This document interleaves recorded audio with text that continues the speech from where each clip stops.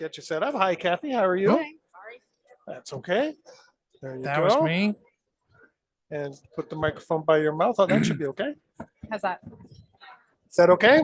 Yep. They're That's giving the thumbs great. up. There we go. Hi, Kathy. How are you? I'm good. Wonderful. It's nice to see you again. Yes. Actually, I think it's the first time we've met in person. In person? Yeah. It is. So Kathy, why don't you tell the audience who you are and a little bit about yourself, and we'll go from there. Sure. My name's Cathy Miron. I'm the CEO of eSilo. We are a data backup and cybersecurity company, and we primarily help small to mid-sized organizations prevent the type of disasters that we're talking about recovering from here. Awesome. Thank you so much. Wonderful. And is this your first time at First time. DRJ Fall? It is. And you are one of the general session speakers. Yes, I'm Is that- moderating a panel tomorrow. at Okay. 9. So tell us a little bit about the panel that you're moderating. Sure. It's called Managing a Cyber Crisis Event. And we have a lineup of great speakers, although one of them actually just called in sick. So I think we might be down a person. Cool. But this is all about resiliency. You improvise, right? You go with the flow. But we're going to be talking about what makes a cyber event different than a traditional DR event.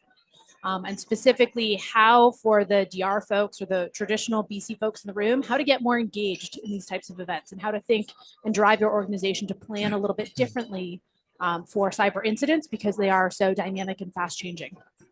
Requires different skill set. It's interesting you just mentioned that because I'm talking with some people at a client right now, and they are working in silos. Yes. The cybersecurity team wants to do their thing. Disaster recovery team wants to do their thing. And I keep saying, no, you guys got to talk together.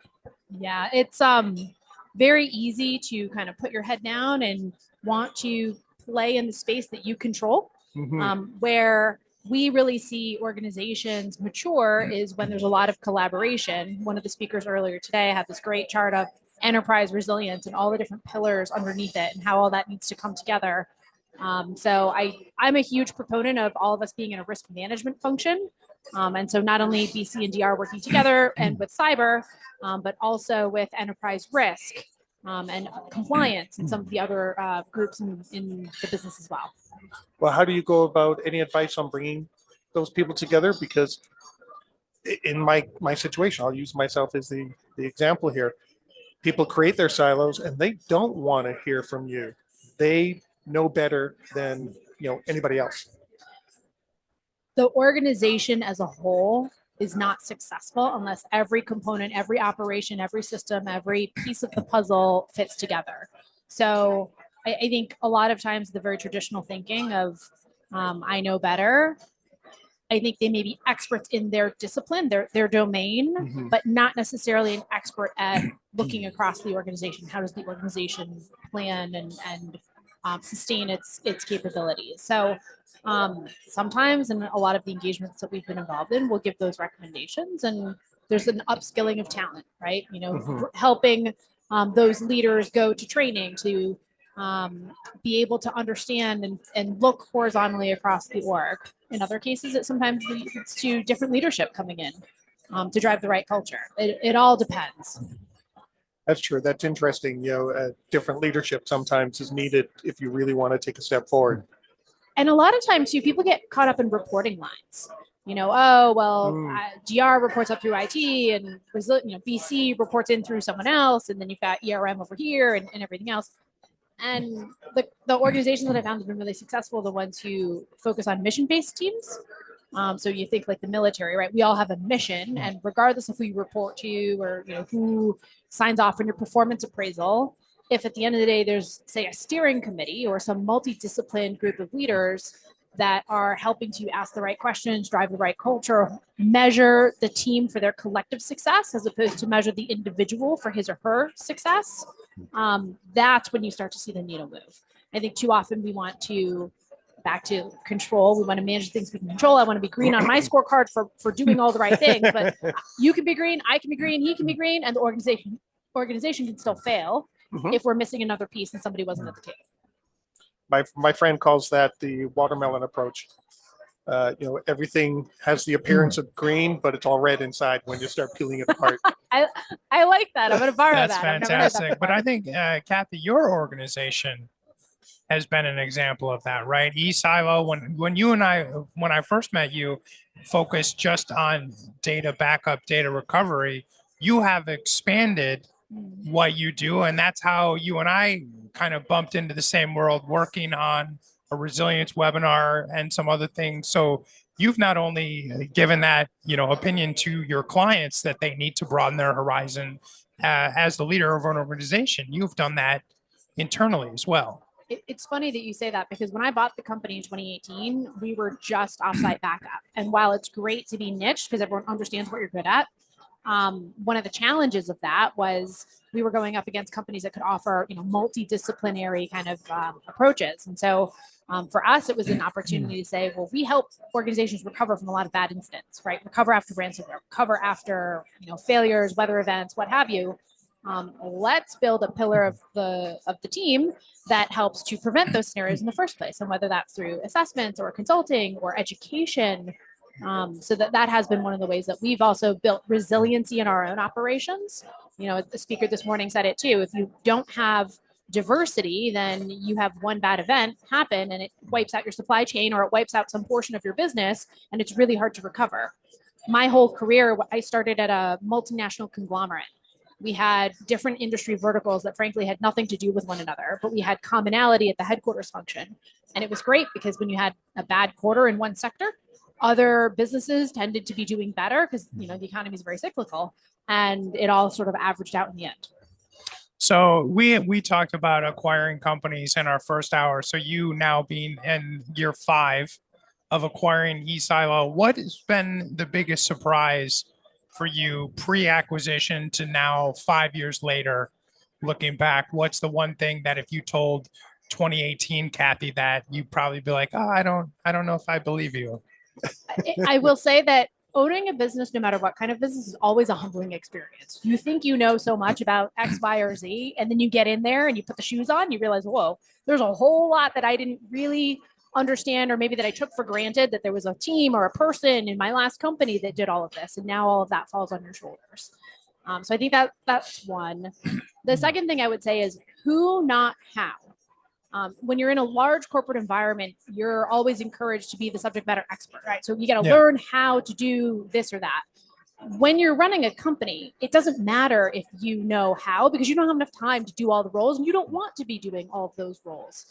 So building resiliency through a team, and where you have multiple layers deep for any critical role, you've got a backup and other folks that are cross-training, I think that's huge. And if you don't have the expertise in-house, going outside and getting a consultant or a coach or whoever it is to help supplement you and to help you find the right who, I think is critically important. Yeah, I love that you mentioned that, because for a lot of our colleagues, being that subject matter expert is how we excel in our career. But once you become executive management or an owner, it's a liability to be the SME, either because you're a single point of failure, or like you said, I outsource all kinds of things now because I don't have time to do them. Like they're just not, I can focus on strategic things, or I can figure out why my router's not working. And you're also not the best expert to figure that out anymore. There's a better who for that. So it's funny, they say, what got you here won't get you there. And I think for a lot of us, right, as you transition over the course of your career from a practitioner to a manager to an executive, you have to keep that in mind and be humble about, well, hang on, maybe I was the best at this or that, but in order to succeed in the current role that I'm in, being the best, that's completely irrelevant. It's being the best delegator. It's being the best finder of talent, the best leader of people. The best at synthesizing and connecting the dots between what the client's looking for, or what executive leadership or whatever is looking for, and what our capabilities are, and how do we tie that all together so that everybody wins in the end. That must have been hard for you. Transitioning to transition that way, right? It was. It was, like I said, it was very humbling, but it was also an incredible learning experience. I think. As a business leader, as an entrepreneur, you experience tremendous growth in a short period of time. And frankly, because you make mistakes, right? There's things that you thought that you knew, you try things out, and you have to adapt in the moment. But yeah, it was hard. When I was at GE, I had a team of 300 people and $100 million budget. And it wasn't my money. Now everything, right? Like, so all of the frames of reference change. Yeah, especially the money part is interesting that you said that. So, Alex and I co-producing this broadcast or in our various businesses, it's out of my pocket now. It's out of his pocket now. So even small acquisitions you notice or small purchases, because it's coming right out of your account as opposed to you're like, well, I have $100 million budget and so I can spend it. You feel it differently. And I think it changes how you assess acquisitions, purchases, spending. I think scarcity in general is a really good way to reevaluate priorities. I'm one of those people who I always say yes. There's an opportunity, there's an idea. I always want to say yes because I want to do a bunch of different things because they're interesting. But when you have limited time, back to what you said, or limited budget or limited whatever, right? That scarcity forces you to be ruthless in your prioritization. And I have found that as much as I enjoy doing a lot of different things, when I do one thing or maybe two things, I do them so much better than when I was multi-threaded and really not focused. And so I think there's kind of the pro and con side of it. Is it hard to let go? It is. I think I have a greater sense of ownership because it's my company and I have a very specific vision for what I want to do and how I want us to accomplish that. So trusting that with somebody else is hard. Back to the growth of being a leader. So your team, talk to us about you led this organization through COVID, and a lot of companies went from, work from home or virtual or in person or hybrid. What's your philosophy at eSilo? Like, how is your team composed? Well, COVID sort of screwed up my plans because at the time, so we had an office. Well, it screwed things up, then it didn't screw things up. We had an office and our lease was up at the end of 2019. Okay. So we got out of our office right before COVID hit. So we were very happy with that decision.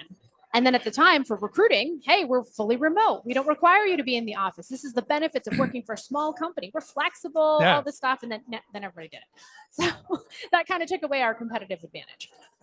But I will say that because we were already remote before really everything hit the fan, we knew how we were working together. We knew how to communicate. We still had some semblance of our pre-existing culture. And then we were able to start recruiting and getting folks from other places. One of my team members 2 weeks ago actually moved from Miami, which is kind of where we're based in South Florida, to the Czech Republic for family. Okay. And he's able to do that and work over there, and he's back and forth a little bit. But that I think is the beauty of what happened during COVID is now everybody has that level of flexibility. Nice. I like that.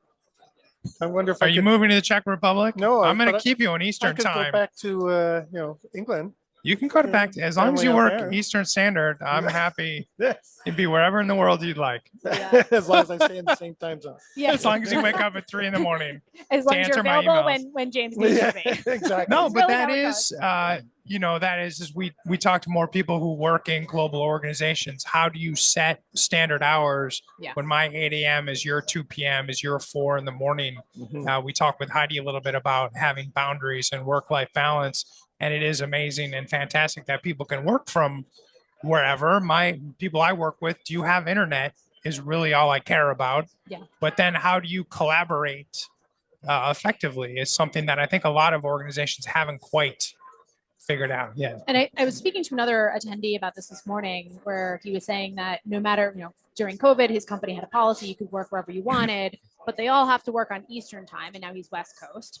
I will say that as a leader, if you can decide, okay, meeting time is from, 8 a.m. to 10 a.m. and the rest of it's really flexible. It's often our colleagues on the other side of the world that get impacted. I know when I was at GE Capital and I was the head of global IT audit, when I would have a staff meeting, it was 11 time zones. And some poor person or a couple people would often get the really bad shtick. And the time that I was living in India and I was doing an audit and I had to get up, I think it was like 2-3 in the morning for a call with Australia. It's like, okay, now I understand. Like, this is pretty terrible. We need to do something better for our people and come up with better sort of parameters around.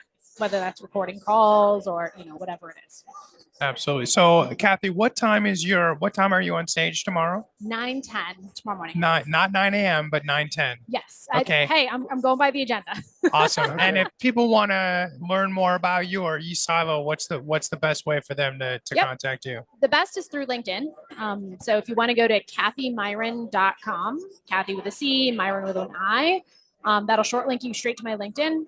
Please connect with me. I'd love to hear from you. And then we can talk more. Awesome. Thank you so Wonderful. much, Cathy. Thank you so much for joining So us, nice Cathy. to meet you guys. Thank you Yes, for nice to having see you me. in person. Enjoy the rest of the conference. If you like that video, thumbs up. If you didn't like that video, thumbs down. But leave me a message and let me know your thoughts. Of course, don't forget to subscribe. And in the meantime, stay prepared, everybody.